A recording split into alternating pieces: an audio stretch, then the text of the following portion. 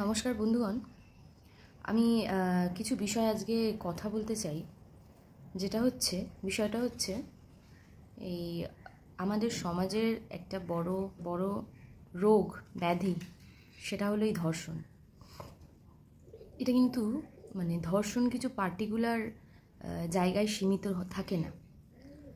প্রায় বহু এমন মানুষ আছে যাদের মনে মনে এমন নিকৃষ্ট ধর্ষক বাস করছে, যেটা আমরা বুঝতে পারি না।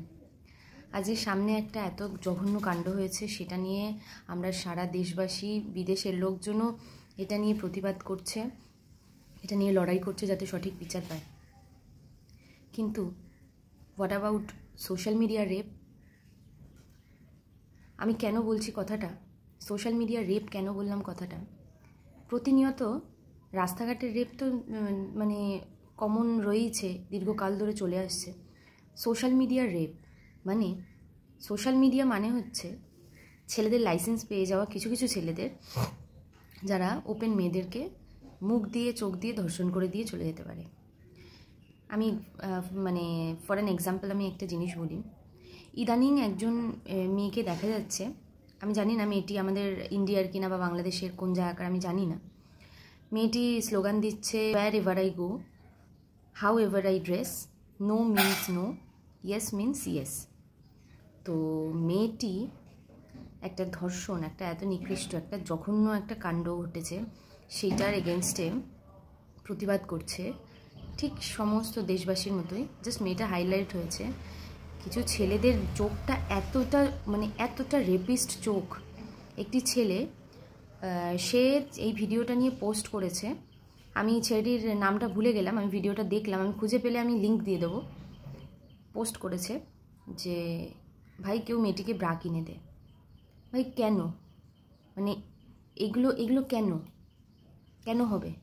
এই রাইটগুলো কেন? বা তার তার নজর কতটা খারাপ? কেন একটা মেয়ের শরীরে তার চোখ, নাক, কান, মুখ সব তো আছে, চুল আছে, তাই না? চোখটা তোমার ওই দিকেই কেন যাবে? তার বডি পার্টসের দিকে কেন যাবে? আমি কোনোদিনও তো শুনিনি কোনো মেয়েকে গিয়ে ছেলেদের কোনো বডি পার্টস নিয়ে এরকম টন্ট মারতে, এইরকম কথাবার্তা বলতে। এতটা নীচ কি করে হতে পারে? আর এরা পার পেয়ে যায় কেন বলো তো? কারণ এরা ভাবে একটা করে ফেক প্রোফাইল বানাবো, বানিয়ে আমি যা ইচ্ছা মেয়েদেরকে মুখ দিয়েই ধর্ষণ করে দিয়ে চলে আসবো। আমি তো জাস্ট এটা ফর অ্যান এক্সাম্পল আমি তোমাদের বললাম। এর থেকে আরও জঘন্য কমেন্ট লোকে মেয়েদের কাছে আসে, আমার নিজের কাছেই আসে, আমার নিজের ইনবক্সেই লোকে নিজে কি বলবো। যাই হোক, তো এটা প্রতিটা মেয়েই এটা আশা করি ফেস করেছে। তো এই ব্যাপারে কি করা যায়, কিভাবে কি এইগুলো বন্ধ করা যায়? আমার মনে হয় এইগুলো বন্ধ করা উচিত। কারণ এইগুলো নিয়ে আমরা যদি কথা বলি, আবার অনেকে এসে বলে তাহলে ফেসবুকে বা সোশ্যাল মিডিয়াতে ফটো পোস্ট করা বন্ধ করে দাও। কেন? তাহলে রাস্তাঘাটে যে ধর্ষণ হচ্ছে, তার মেয়েরা আমরা বাড়ি থেকে বেরোনো বন্ধ করে দিই, তাই না? সোশ্যাল মিডিয়াটা রয়েছে তার শুধু ছেলেদের জন্য? আমি সমস্ত মেয়েদের কথা বলছি না, যারা অশ্লীল ভিডিও পোস্ট করে আমি তাদের কথা বলছি না। তারা তো নিজেকে সুযোগ করে দিচ্ছে তাদেরকে অমন কমেন্ট করার জন্য, আমি তাদের কথা বলছিই না। আমি সাধারণ যারা ব্লগিং করে বা যারা ধরো কন্টেন্ট ক্রিয়েটার, ইনফ্লুয়েন্সার, তাদেরকেও বলে অনেক নিকৃষ্ট কথা বলে, বডি শেমিং করে, তারপরে তোমার এইরকম বডি পার্টস নিয়ে কথা বলে, খুব নোংরা কথা বলে। যাই হোক, তারপরে একটা বিবাহিত মেয়েকে দেখলেও তাকেও উল্টোপাল্টা ইঙ্গিত করে কথা বলে। সেম জিনিসটা একটু ভেবে দেখো তো, রাস্তাঘাটে ধরো একটা ম্যারিড একটা বউ যাচ্ছে, ঠিক আছে, তাকে যদি একটা ওরকম টাইপের টন্ট মারা হয়, তাহলে কি সেটা ঠিক?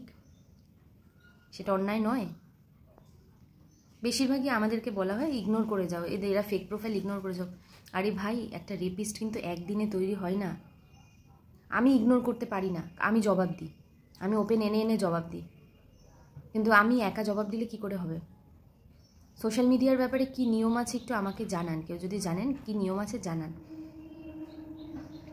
কারণ সাইবার ক্রাইম ডিপার্টমেন্টে এগুলো করলে তারা আমি শুনেছি তারা এতটা এই সব সামান্য জিনিস নিয়ে গা করবে না, কিন্তু এটা সামান্য জিনিস কেন হিসাবে ধরা হয় আমি জানি না। এটা সামান্য জিনিস নয়, কারণ একটা রেপিস্ট আগের থেকে ইঙ্গিত দেয়। একটা রেপিস্ট দুম করে আজকে আমার হুট করে মনে হলো যাইয়ে রেপ করে দিই, ওরকম হয় না। তার মানসিকতাটা ভিতরে ভিতরে ওরমই চলতে থাকে, তার অ্যাক্টিভিটির দিকে নজর দিতে লাগে, ঠিক আছে? এই যে তারা এই যে এইগুলো নিশ্চয়ই কোথাও না কোথাও করে বেড়ায়, যারা সোশ্যাল মিডিয়া ইউজ করে এরকম মেয়েদেরকে এইরকম করে বেড়ায়। আর যারা এতটা, যাদের মনে এতটা মানে কি বলবো, মানে এতটা মানে কি বলবো আর কি, ভাষা নেই আমার কাছে, মানে নোংরা চোখ, তার মানে তারা বুঝতেই পারছো, তারা যদি কোনোদিনও কোনো ফাঁকা জায়গায় কোনো মেয়েকে যদি পায়, সে বরঞ্চ তাকে কিন্তু সেভ করে বাড়ি পৌঁছাবে না, বরঞ্চ তাকে ধর্ষণ করে মেরে ফেলে দিয়ে চলে আসবে, ঠিক আছে?